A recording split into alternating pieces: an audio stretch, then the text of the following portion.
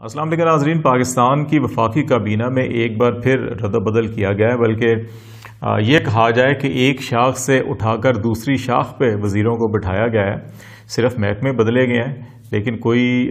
نیا چہرہ سوائے شوکت ترین صاحب کے کوئی نہیں لایا گیا، اور شوکت ترین بھی پاکستان کی معیشت کے لیے یا پاکستان کے لیے کوئی نئے نہیں ہیں۔ اس سے پہلے بھی وہ پاکستان پیپلز پارٹی کے دور حکومت میں مشیر خزانہ اور وزیر خزانہ بھی رہے ہیں، اور اس وقت جو پاکستان کی معیشت کی صورتحال تھی وہ بھی ہم آپ سے ڈسکس کریں گے کہ اس وقت 2007-8 میں انڈیکیٹرز کیا تھے، اور جب 2009-10 میں انہوں نے 2 سال اس وزارت کے اوپر فرائض سر انجام دیے تو اس وقت انڈیکیٹر کیا رہے۔ لیکن یہ بار بار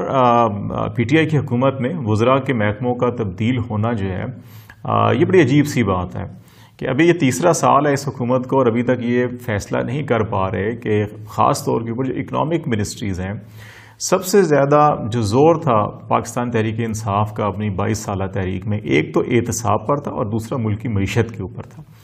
لیکن اگر ملکی معیشت کی صورتحال دیکھیں، انڈیکیٹرز بعض جو ہیں وہ اچھے نظر آتے ہیں، ان کے اندر بہتری بھی ہو رہی ہے، لیکن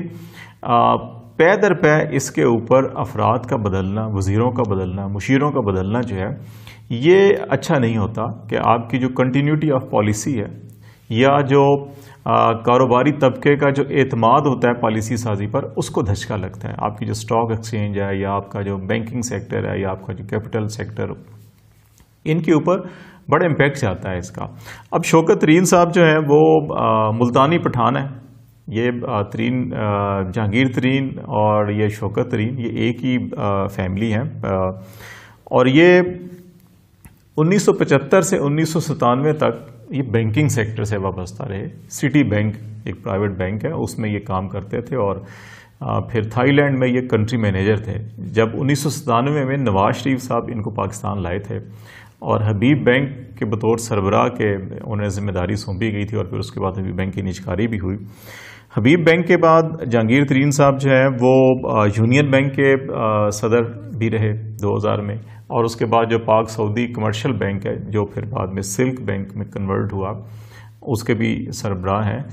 اور اکتوبر 2008 میں پاکستان پیپلز پارٹی نے شوکت ترین صاحب کی خدمات حاصل کی تھیں اور ان کو مشیر خزانہ بنایا تھا۔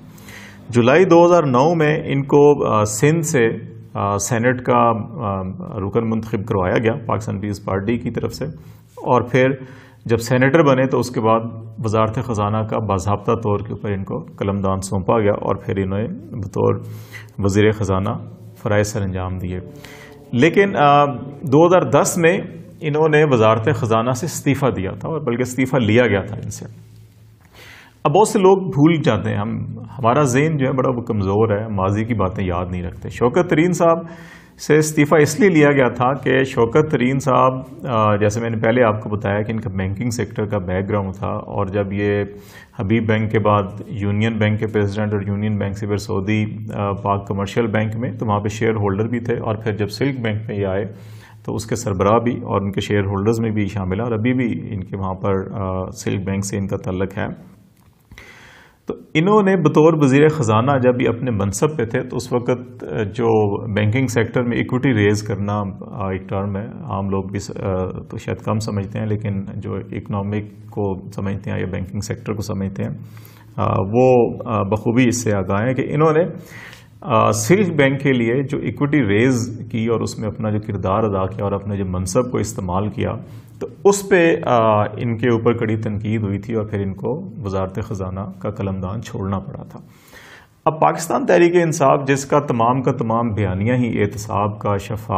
شفافیت کا اور معیشت کی ترقی کا ہے، تو ایسی صورتحال میں شفافیت کا جو عنصر ہے وہ ترین صاحب کے حوالے سے کوئی زیادہ صاف نہیں ہے، تو اس لیے اس کے اوپر یقیناً انگلیاں اٹھائی جائیں گی، اور یہ بھی دیکھنا چاہیے فیصلہ کرتے ہوئے کہ عمران خان صاحب نے یقیناً یہ فیصلہ کیا ہوگا، پرائم منسٹر ہیں، کیبنٹ کی صوابدید انہی کے پاس ہوتی ہے۔ مشورہ دینے والے بہت سے لوگ ہوں گے، پہلے بھی جنہوں نے مشورہ دیا تھا اور ان کو حکومت میں لے کر آئے تھے، یقیناً وہی ان کے پیچھے ابھی بھی ہوں گے، لیکن جن صاحب کو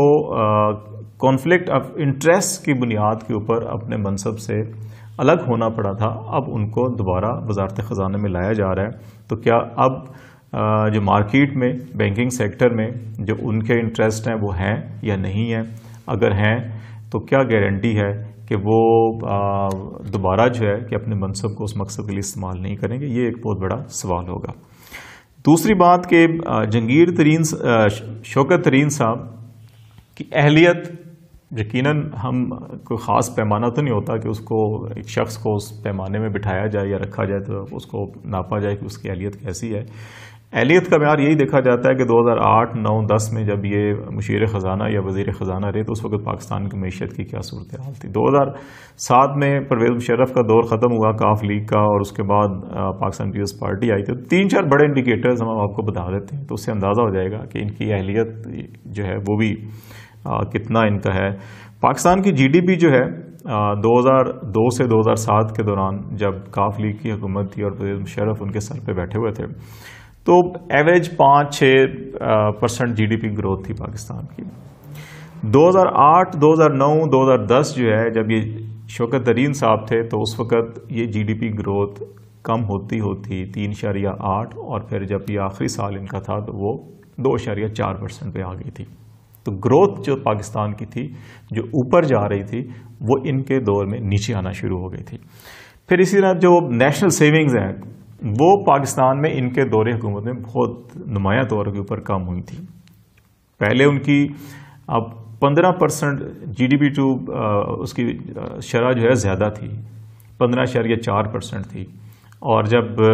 ان کا 2010 کا دور تھا تو یہ کم ہو کر کوئی 13.5 سے 14% کے درمیان نیشنل سیونگز آ گئی تھیں۔ ان کے دور میں ریونیو شارٹ فال بھی ہر سال ہوتا رہا۔ اسٹیٹ بینک کا ریٹ جو تھا ان کے دور میں 14% تھا، جو پاکستان میں اس وقت جو پچھلی 1-2 دہائیاں ہیں سب سے زیادہ یہ وہ دور تھا۔ اور جو مہنگائی کی شرح پاکستان پیپلز پارٹی بہت تنقید کرتی ہے آج کل، اور کرنی بھی چاہیے، اگر مہنگائی بہت زیادہ ہے تو عوام تنگ ہے تو تنقید بھی ہونی چاہیے۔ تو شوکت ترین صاحب کے دور میں جو مہنگائی کی شرح تھی پاکستان میں وہ 14% ایوریج رہی تھی ان 2-3 سالوں میں۔